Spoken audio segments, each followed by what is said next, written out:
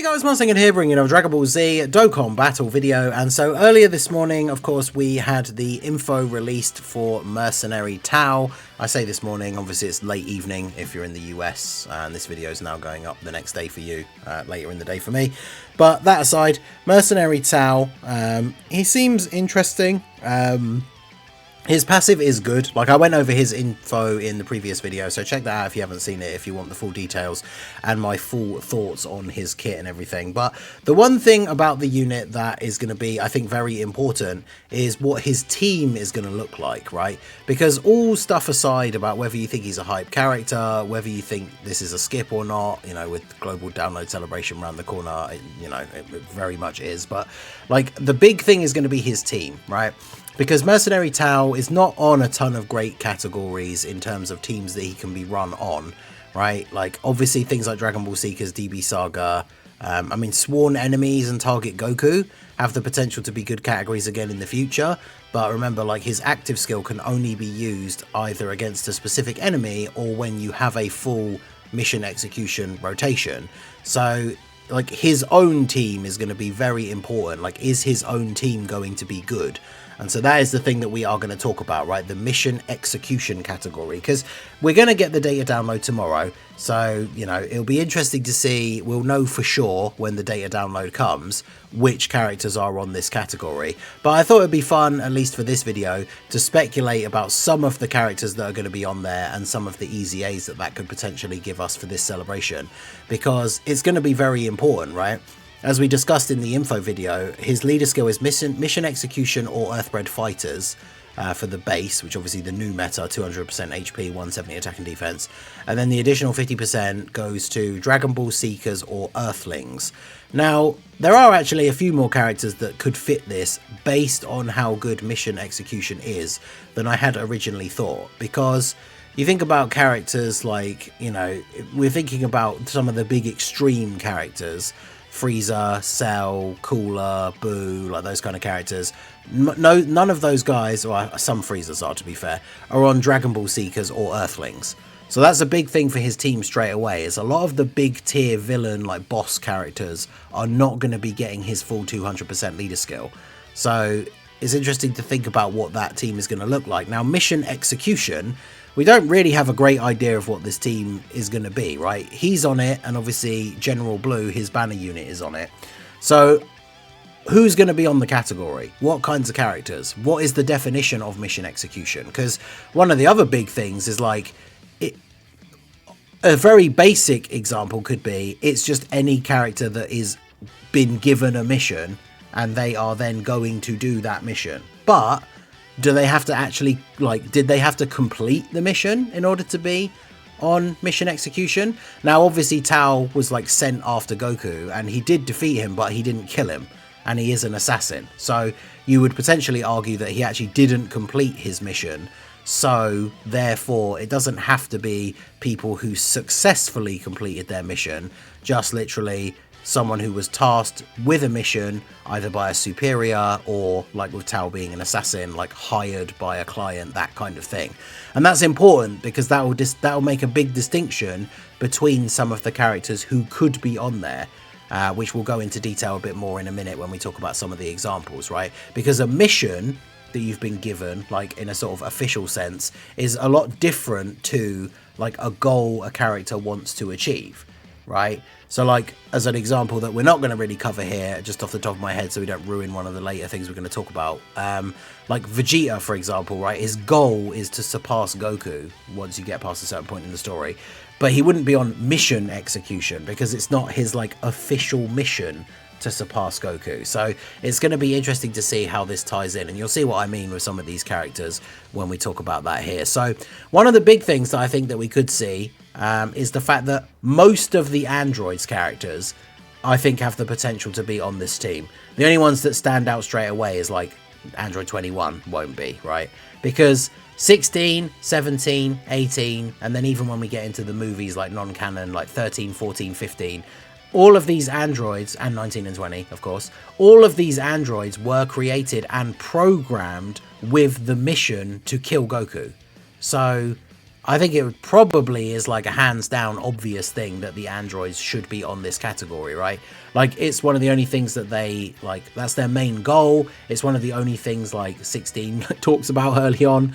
That's what they're trying to do, right? Their mission is to kill Goku. So I think that's why some of the specific ones are on target Goku, right? Even Cell, right, is included in that.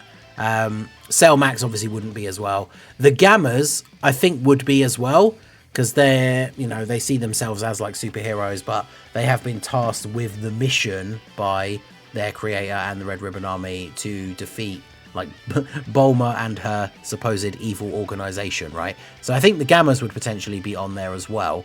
So yeah, it basically, like, Android 8, I guess, is another, well, he's in Muscle Tower originally and fights Goku, but it's not like specifically his mission. So yeah, Android 8 probably wouldn't be on there. But in terms of like the normal androids, I would imagine all the way from 13, 14, 15, 16, 17, 18, 19, 20, all on mission execution. Hellfighter 17 and Super 17 is an interesting one, because obviously created by Jiro and Dr. Mew in Hell to like come back and kill Goku or to get revenge. It's kind of the same thing, I guess. So I would imagine if they're going to put all the other androids on, Super 17 probably would. Obviously, the later androids, like the Tournament of Power in androids, wouldn't be on there, right? Because again, it's like, it's not their like official mission to win the Tournament of Power and save Universe 7, right? So I wouldn't include that if it was, you know, if the determination of what that exactly means for mission execution was down to me. Like, that's not the kind of thing I think that it means, right? So yeah, that will be very interesting to see. Obviously, this gives us some opportunities for some Easy A's that we know we're expecting to see fairly soon. The tech androids, for example, these guys obviously have the potential to be really good, especially with the Ghost Usher active skill.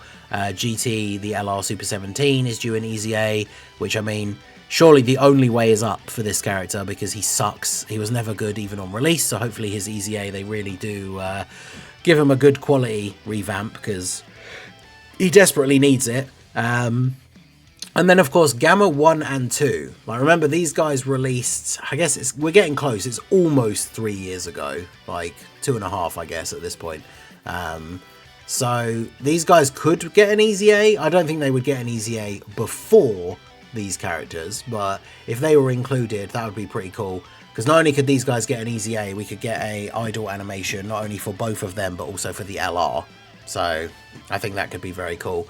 But I do expect that we would probably see these Easy A's earlier than the Gammas. But that would be kind of interesting. So yeah, I feel like most of the androids are going to be on there. Then we have another one that would be quite interesting, is the Ginu Force. And this is one of the things I wanted to talk about when it comes to like the Namek type characters, right? The Ginu Force, essentially part of Frieza's army, get summoned to Namek to take care of, like, you know, Vegeta and the upstart, like, Earthlings and stuff, right? So you could very much argue that that is their mission, to come to Namek and defeat, like, Vegeta and the Z Fighters, right? And the good thing about that is that the Ginyu Force characters are on Dragon Ball Seekers. That was one thing I meant to mention about the androids. The problem with these guys, and most of the androids, is they're obviously not on Dragon Ball Seekers or Earthbred Fighters. So they won't get, or is it Earthlings is his other one? Yeah, Earthlings is the secondary one, Earthbred Fighters is the main one. None of the androids are on Earthlings or Dragon Ball Seekers, so they're not going to get his full leader skill, which is unfortunate. However, the Ginyu Force characters are on Dragon Ball Seekers, and AGL Captain Ginyu is a character that could potentially be due an Easy A. He is now over 3 years old. So, actually, in fact, on Global, he basically is 3 years old in the next couple of days. So, he could potentially get an Easy A, which would be very interesting. Obviously, his passive is very much themed around Ginyu Force allies, but we have seen them add categories to passives with Easy A's. So, it could be very interesting if they changed basically every part of his passive where it says Ginyu Force. So, the support for allies, per Ginyu Force ally on the team, gets a buff. When there's another Ginyu Force ally on the team, effective against all types. All of those could potentially say Ginyu Force or Mission Execution. and then that would obviously make him very good for Tao's team. And interestingly, this is a point that Proton mentioned the other day. I could bring up the tweet, but I haven't got it open. There's like 3 slots for EZAs with a similar ID, seeming like they would be like essentially released potentially at the same time. So what that could indicate, if Dokkan decides to remember that sub EZAs exist, imagine if we got Ginu's EZA, but then also simultaneously got Rakumen Guldo and Jason Berta's EZA, his 2 banner units. Those could be the 3 EZA slots for this celebration. And like, obviously we know Rakumen Guldo on release, super good slot 1 unit for that team. And essentially they just need Ginu in the same turn. So you could literally have one rotation be these guys and Ginu, the other rotation being Tao and somebody else potentially. So these guys could be really good. And then when it comes to Jason Berta, I mean, I feel like they are similarly to what I said about Ginu, right? They give only space traveling warriors support, but if they're going to get an EZA in this celebration and potentially be good for Tao's team, you could change this to space traveling warriors or mission execution allies, 3 key, attack and defense 30%. And then they still need a Ginu on the turn to get the to give extra support. But yeah, I think that would be pretty cool if these guys all got an EZA. Get battle motions for all of them, potentially even the LR. I mean, the LR is probably a bit outdated now. Like, good on release, although on very limited teams, but probably a bit outdated now. I mean, they could even, as they have done the first free-to-play one, they could super EZA one of the free-to-play LR Ginus, which would be kind of interesting. So Ginu Force, I feel like the Ginu Force should be on there. But as I was starting to say before, when we think about the Namek characters, could you argue, like, is anyone who's part of the Frieza Force, would they be on mission execution? So would like Zarbon and Dodoria, Kui, like previous versions of like Vegeta, and that, would they be on there? Frieza himself, like, it feels like he wouldn't be on there, right? Because it's not officially his like mission, quote unquote, to, you know, be the Emperor of the Universe. That's just his ambition, right? His goal. And you could say, because mission is a word that can be interchanged with some of these things, like you could say it's my mission to become, you know, the head of the company I work for, you know, any of these things, to become the ruler of the universe. It's my mission to do this, you know, I'm going to train every day. It's my mission to like be a medal winner in some sort of sport, right?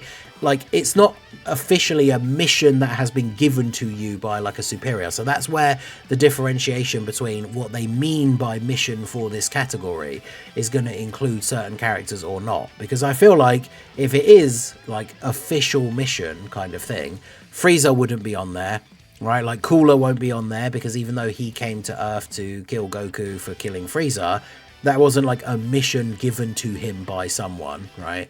So it's going to be interesting to see, like, are all the Frieza Force on there by default because they are given orders, like, and therefore missions by Frieza? Who knows? That'll be interesting to see. So I'm not sure which kind of characters there would fit, because like someone else pointed out, for example, like Raditz, right? Raditz, as far as we know, like, as I guess it is like his official, the orders, or right, his mission was to go to Earth to essentially check up on Kakarot's progress, because obviously by then he should have, you know, taken control of the Earth so that it was ready to hand over to the Frieza Force. And then of course arrives, that's not the case, does the big exposition dump at the beginning of Z, revealing that Goku's actually an alien and all this kind of stuff. So you could argue that Raditz was officially on a mission. But then even with the Saiyan saga, like Nappa and Vegeta, they overhear the talk of the Dragon Balls on the Scouter, so they come to Earth themselves to see about like what's going on about the Dragon Balls and who are these people that defeated Raditz. So you could argue that like that wasn't their mission that was given to them, that was just something they decided to do. So they wouldn't be on here if we're saying that it means mission in that like official sense, whereas you could say that Raditz would be. So it would also be kind of funny for Raditz to get his EZA, right? He's 3 years old now, at least on JP, not quite on Global. Still hoping that one day like he gets his EZA and is actually really good to make up for his original release. And then, of course, another character who I think is very likely to be on there when we consider that Mercenary Tao is an assassin for hire is very obviously Hit.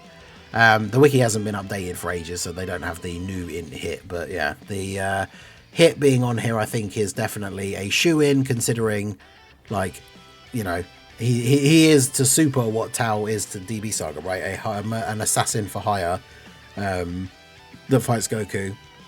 I guess he wasn't specifically hired to fight Goku, so it's not like the specific, like, obviously he's recruited for the Tournament of Power, the Universe 6 vs 7 tournament and the Tournament of Power, but unlike the Tournament of Power androids, where we're saying, you know, that's not their official mission to be in the tournament, neither is it for Hit, but him being on here is because outside of the two tournaments, right, he is an assassin who is hired to perform a specific mission.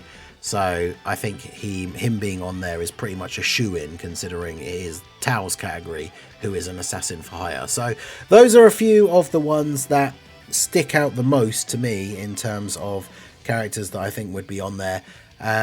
Obviously for characters like Hit, he's not on Dragon Ball Seekers or Earthlings, neither is Raditz. I guess are the I should have double checked, are the Saiyan Saga Nappa and Vegeta on Dragon Ball Seekers? Because I guess in theory, like, that is why they go there, right?